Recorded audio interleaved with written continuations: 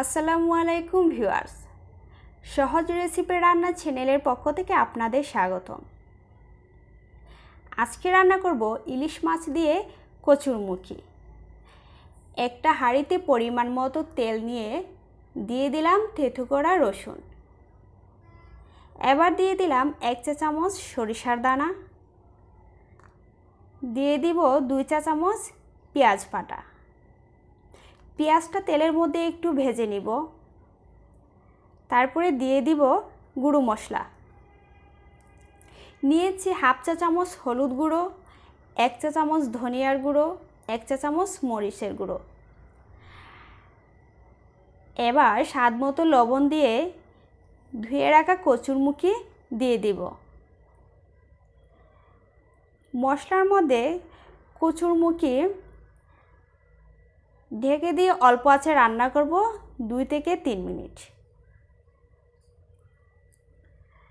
2 থেকে 3 মিনিট পরে মুখি ভালো করে নেড়েচেড়ে দিব।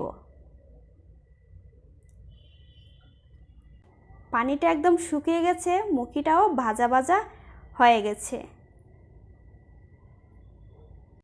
দিয়ে দিব 1 কাপ পরিমাণ পানি মুখি সিদ্ধ হওয়ার জন্য। আবারও ঢেকে দিয়ে রান্না করব 4 থেকে 5 মিনিট।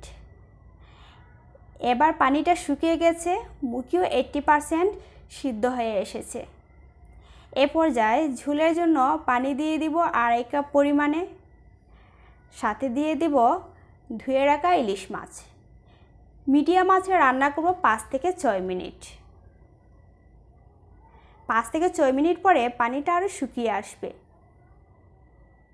মুখিটা পুরোপুরি সিদ্ধ হয়ে গেছে, লবণ ছেঁকে নিয়েছি, ঠিক ছিল। উপর থেকে কয়েকটা কাঁচামরিচের ফালি দিয়ে পরিবেশন করব। ধন্যবাদ সবাইকে। আমার চ্যানেলটি সাবস্ক্রাইব করে পাশে থাকবেন।